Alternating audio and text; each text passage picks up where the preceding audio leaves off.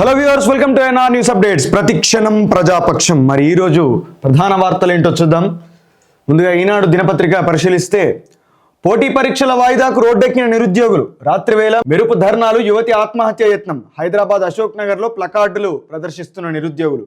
నిన్న RTC cross road దగ్గర మరి వందలాది మంది విద్యార్థులు, నిరుద్యోగులు చేరుకొని డిఎస్సి మరియు గ్రూప్ 2 పరీక్షలు వాయిదా వేయాలని చెప్పి ప్రభుత్వానికి తమ యొక్క నిరసన తెలుపుతూ ఒక మహాధర్నా నిర్వహించినటువంటి సందర్భంలో ఒక యువతి కూడా అక్కడ ఆత్మహత్య యత్నం చేయడం, తనని గాంధీ ఆసుపత్రికి కూడా తీసుకెళ్లడం జరిగింది. మరి గత కొద్ది రోజుల నుంచి, చాలా రోజుల నుంచి ఈ యొక్క పరీక్షలు వాయిదా వేయాలని చెప్పి మరి విద్యార్థులు కావచ్చు, నిరుద్యోగులు కావచ్చు ఆందోళనలు చేస్తున్నటువంటి నేపథ్యంలో ప్రభుత్వం దాన్ని సమర్థించుకునే ప్రయత్నం చేస్తుంది, కానీ అనుగుణంగా ఒక హామీ మాత్రం ఇవ్వడం లేదు. హిమాచల్ ప్రదేశ్లో 2 స్థానాలకు జరిగిన ఉప ఎన్నికల్లో కాంగ్రెస్ విజయం సాధించడంతో శనివారం సిమ్లాలో సంబరాల్లో మునిగిపోయిన పార్టీ కార్యకర్తలు. ఉప ఎన్నికల్లో ఇండియా విజయం, విపక్ష కూటమికి 10, భాజపాకి 2, బీహార్లో ఒక స్వతంత్ర అభ్యర్థి గెలుపు. బీహార్లో జరిగినటువంటి ఉప ఎన్నికల్లో విపక్ష కూటమికి 10 సీట్లు రావడం, బీజేపీకి 2 సీట్లు రావడం, అదేవిధంగా ఒక ఇండిపెండెంట్ అభ్యర్థి కూడా గెలుపొందారు. సో అక్కడ ఉన్నటువంటి కాంగ్రెస్ పార్టీ శ్రేణుల్లో మరి కొత్త ఉత్సాహం, సంతోషం నెలకొన్నటువంటి దృశ్యాన్ని ఈనాడు దినపత్రిక ప్రధాన వార్తగా ప్రచురించింది. జాబ్ క్యాలెండర్కి చట్టబద్ధత, యూపీఎస్సీ తరహాలో రాష్ట్రంలో ఏటా పోస్టుల భర్తీ, అసెంబ్లీలో సువివరంగా ప్రకటిస్తాం. ఈ ఏడాది నుంచి ఫీజు రియంబర్స్మెంట్ బకాయిలు లేకుండా చూస్తాం సీఎం రేవంత్ రెడ్డి. త్వరలో యూపీఎస్సీ తరహాలో జాబ్ క్యాలెండర్ను ప్రకటిస్తామని సీఎం రేవంత్ రెడ్డి వెల్లడించారు. ఏటా మార్చి 31లోగా అన్ని శాఖల్లోని ఖాళీల వివరాలు తెప్పించి జూన్ 2 నుంచి నోటిఫికేషన్లు ఇచ్చి డిసెంబర్ 9లోపు భర్తీ ప్రక్రియ పూర్తి చేసేలా చట్టబద్ధత తీసుకొస్తున్నామని చెప్పారు. జాబ్ క్యాలెండర్ అంశాన్ని అసెంబ్లీలో సవివరంగా ప్రకటిస్తామని వెల్లడించారు. శనివారం జేఎన్టీలో ఏర్పాటు చేసిన నాణ్యమైన ఇంజనీరింగ్ విద్య అనే కార్యక్రమంలో ఆయన ముఖ్య అతిథిగా పాల్గొన్నారు. ఈ సందర్భంగా సెప్టెంబర్ 5, 6 తేదీల్లో హైదరాబాద్లో నిర్వహించనున్నట్టు ఏఐ గ్లోబల్ సమ్మిట్ హైదరాబాద్ 2024 లోగోను ఆవిష్కరించారు. అనంతరం మాట్లాడుతూ, ఏటా 1,00,000 మంది ఇంజనీరింగ్ విద్య పూర్తి చేసుకొని ప్రపంచంతో పోటీ పడేందుకు వస్తున్నప్పుడు ఆ దిశగా ప్రభుత్వ విధానాలు ఉండాలని భావిస్తున్నామని చెప్పి తెలియజేశారు. సో ఇక నుంచి తెలంగాణలో ప్రతి సంవత్సరం జాబ్ క్యాలెండర్ ఉంటుందని, ఆ జాబ్ క్యాలెండర్కు చట్టబద్ధత కల్పిస్తామని చెప్పి సీఎం రేవంత్ రెడ్డి గారు చెప్తున్నారు. మరి ఇది ఎంతవరకు సఫలం అవుతుందో చూద్దాం. అయితే మంచి విషయమే, తప్పకుండా దీన్ని ఆహ్వానించదగ్గ విషయమే ఇది. కాబట్టి ఇక్కడ ప్రతి శాఖలో కూడా మరి ఎన్నో ఖాళీలు, ఎన్నో భర్తీ చేయవలసినటువంటి ఖాళీలు ఎన్నో ఉన్నాయి. కాబట్టి అవన్నీ కూడా భర్తీ అయిపోతే నిరుద్యోగులకు అవకాశం కల్పిస్తే నిజంగా చాలా గొప్ప విషయమే. ప్రతి సంవత్సరం కూడా జాబ్ క్యాలెండర్ ప్రకటించడం అనేది మరి అది ఎంతవరకు అవుతుంది, ఎంతవరకు అది సక్సెస్ అవుతుంది అనేది చూడాలి. దానికి తగ్గట్టుగా ముఖ్యంగా ప్రభుత్వం అనేది విద్యా వ్యవస్థలో చాలా శ్రద్ధ తీసుకోవాలి. ఇది మొదటి నుంచి కూడా మనం దాని గురించి ప్రస్తావన చేస్తూనే ఉన్నాం. గంటకో మోసం, పూటకో వేషం, కొత్త కొత్త పద్ధతులతో మోసగిస్తున్న సైబర్ నేరగాలు, బెదిరించి ప్రలోభ పెట్టి డబ్బులు కొట్టేస్తున్న వైరం, వలపుల వల విసిరి ఉచ్చులోకి లాగి దోపిడీ, అవగాహన అప్రమత్తతతోనే నివారణ. మరి ఈ మధ్యన సైబర్ క్రైమ్స్ అనేవి ఎక్కువగా పెరిగిపోతూ ఉన్నాయి. మరి ఫేక్ కాల్స్ చేసి అధికారులమని, ఏసీబీ అని, సిబిఐ అని, పోలీస్ అధికారులమని, మీ కొడుకో లేకపోతే మీ బంధువో డ్రగ్స్తో దొరికాడని, గంజాయితో దొరికాడని ఒక ఫేక్ కాల్స్ చేసి మరి డబ్బులు గుంజడం, లేకపోతే మేము కేసు చేస్తాం, కేసు చేయొద్దంటే ఇక్కడ డబ్బులు కావాలని చెప్పి బెదిరించడం, ఇలాంటి రకరకాలైనటువంటి మోసాలని ప్రయోగిస్తూ మరి చాలామంది దగ్గర డబ్బులు వసూలు చేయడం జరుగుతూ ఉంది. లక్షల్లో వసూలు చేస్తున్నారు.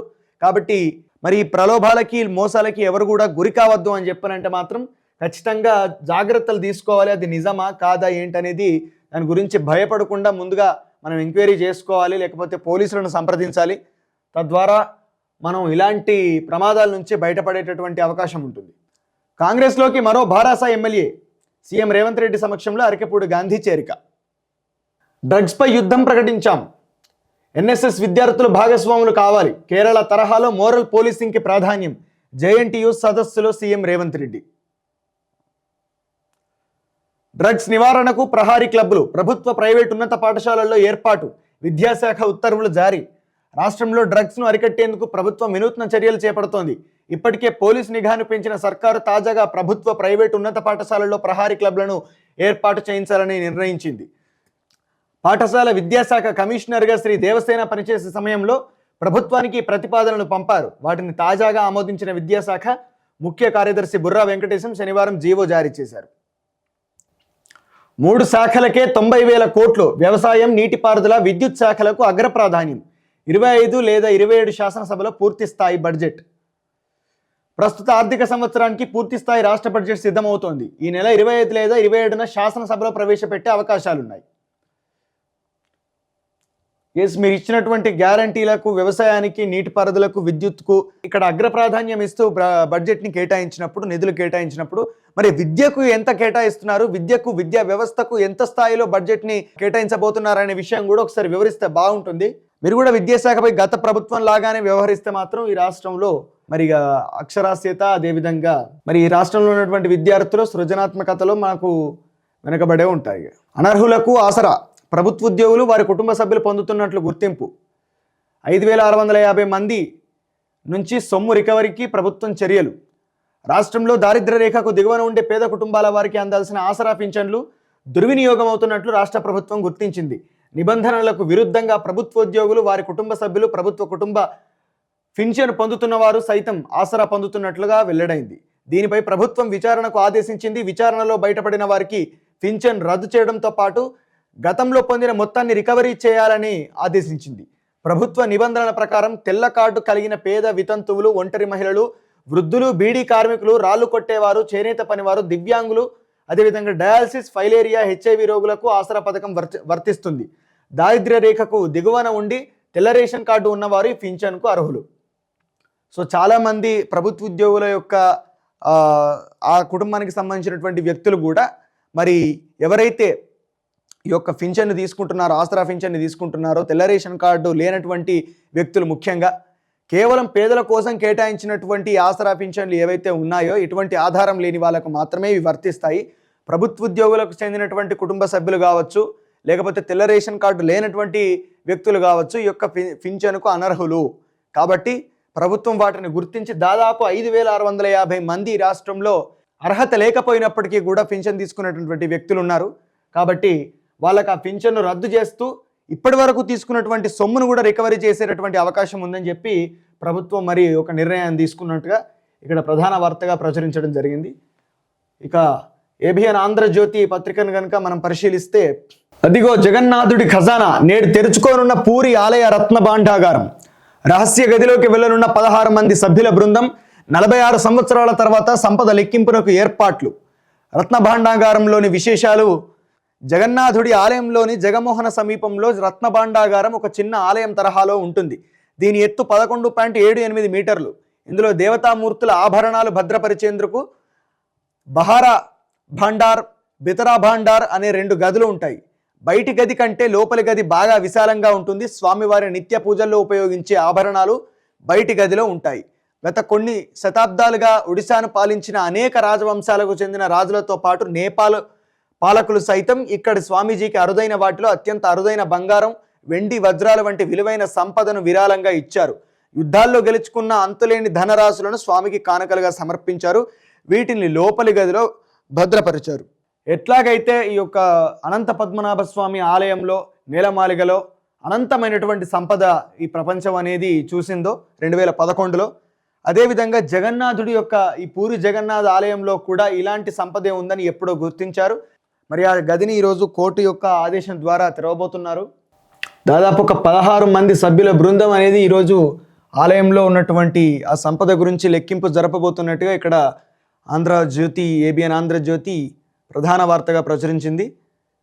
రహస్య గదిలో జగన్నాథ స్వామికి చెందిన వజ్ర వైఢూర్యాలు, స్వర్ణాభరణాలు, వెండి వస్తువులను 15 చెక్క పెట్టెల్లో భద్రపరిచారు. ఒక్కో పెట్టె 9 అడుగుల పొడవు, 3 అడుగుల ఎత్తు ఉంటుంది.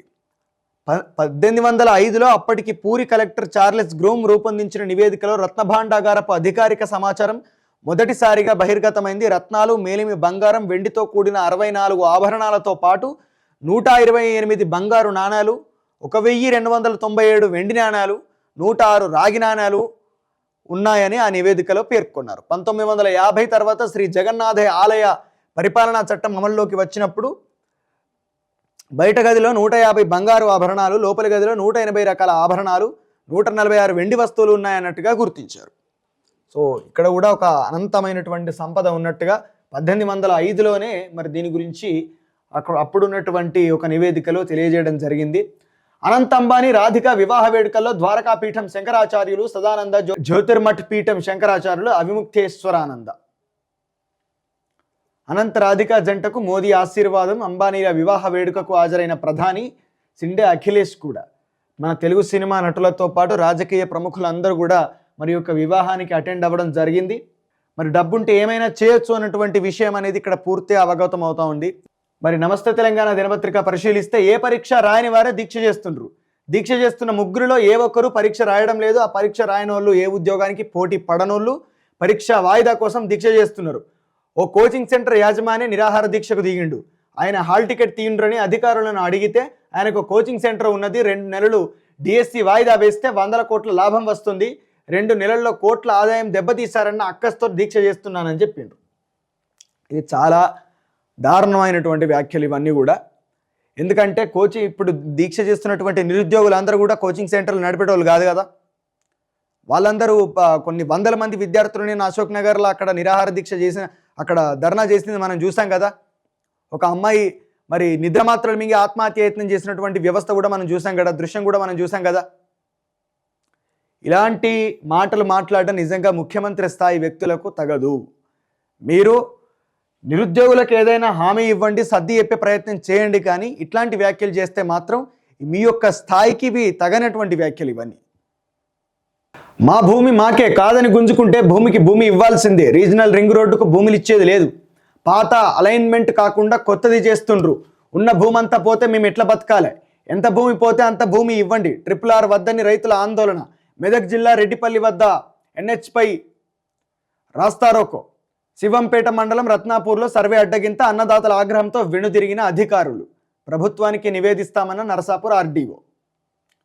మరి రీజనల్ రింగ్ రోడ్ ఏదైతే ఉందో కొన్ని రాష్ట్రంలో ఉన్నటువంటి ప్రధానమైనటువంటి నగరాలను కలుపుతూ మరి నిర్మించబోతున్నటువంటి రీజనల్ రింగ్ రోడ్డు, మరి దానికి సంబంధించినటువంటి భూసేకరణలో భాగంగా ప్రభుత్వం భూమిని సేకరించే క్రమంలో ఏర్పడుతున్నటువంటి ఆటంకాలు ఏవైతే ఉన్నాయో, మరి అక్కడ నష్టపోతున్నటువంటి వ్యక్తులకు, నష్టపోతున్నటువంటి రైతులకు మరి నిజంగా భూమికి భూమి ఇస్తేనే అది పరిహారంలా ఉంటుంది. కాబట్టి ప్రభుత్వం దాని గురించి ఆలోచించాలని చెప్పి ఈ సందర్భంగా తెలియజేసుకుంటూ, ఇంకా వేరే వార్తల్లోకి వెళ్తే, ఎమ్మెల్యేలకు మీ రేట్ ఎంత? రాహుల్ని నిలదీసిన కేటీఆర్. కర్ణాటకలో బీజేపీ చేస్తున్నదే ఇక్కడ మీరు చేస్తున్నారు అని ప్రశ్న. రాష్ట్రంలో రేవంత్ ట్యాక్స్ సినిమా కలెక్షన్లను మించిపోతుందని ఆరోపణ. 2018లో మీరు గట్లే చేస్తారు, ఇలా రేవంత్ రెడ్డి కూడా గట్లే చేస్తాడు. అందులో పెద్ద తేడా ఏం లేదు. కాంగ్రెస్లా మనము తప్పులు చేస్తే ఎలా? అలాగైతే పవర్లోకి వచ్చి లాభం ఉండదు. బీజేపీకి కేంద్ర మంత్రి గడ్కరీ హెచ్చరికలు. యూపీ బీజేపీలో తిరుగుబాటు. అఖిలేష్. ఎంజీఎంలో కేర్లెస్. అత్యవసర విభాగంలో పేషెంట్ కేర్ కరువు. కనిపించని వైద్య సిబ్బంది, ఇబ్బందులు పడుతున్న అటెండెంట్లు. బక్కా జడ్సన్ గారు, తెలంగాణ ఉద్యమకారులు, నిరుద్యోగుల కోసం గత వారం రోజుల నుంచి నిరాహార దీక్ష చేస్తూ తీవ్రమైనటువంటి అనారోగ్యానికి లోను కావడం జరిగింది. ఆయన ఆరోగ్యం చాలా విషమించిందన్నటువంటి విషయం కూడా నిన్న మెయిన్ మీడియాలో ఇవ్వరు కూడా. కానీ ఈ సోషల్ మీడియాలో ఆయన యొక్క పరిస్థితి చూస్తే మాత్రం చాలా దారుణంగా ఉంది. మరి ప్రభుత్వం వెంటనే దిగొచ్చి బక్క జడ్సన్ గారు చేస్తున్నటువంటి నిరాహార దీక్షను విరమింపజేసేలా చేసి మరి ఆయన ప్రాణాలని రక్షించుకోవాల్సినటువంటి అవసరం ఎంతో ఉంది. ఎందుకంటే నిరుద్యోగుల పక్షాన ఆయన చేస్తున్నటువంటి పోరాటం ఏదైతే ఉందో అది చాలా దారుణమైనటువంటి దశకు చేరుకునే అవకాశం ఉంది. ఒకవేళ కనుక ఆయనకు ఆరోగ్యం దెబ్బతిని ఏదైనా జరగరానిది జరిగితే మాత్రం చాలా దారుణమైనటువంటి పరిస్థితిని ప్రభుత్వం ఎదుర్కోవాల్సి ఉంటుంది. ఇవి ఈనాటి ప్రధాన వార్తాంశాలు. ఇలాంటి మరిన్ని న్యూస్ కోసం లైక్ చేయండి, షేర్ చేయండి, సబ్స్క్రైబ్ చేయండి. Stay tune to NR news updates. ప్రతిక్షణం ప్రజాపక్షం.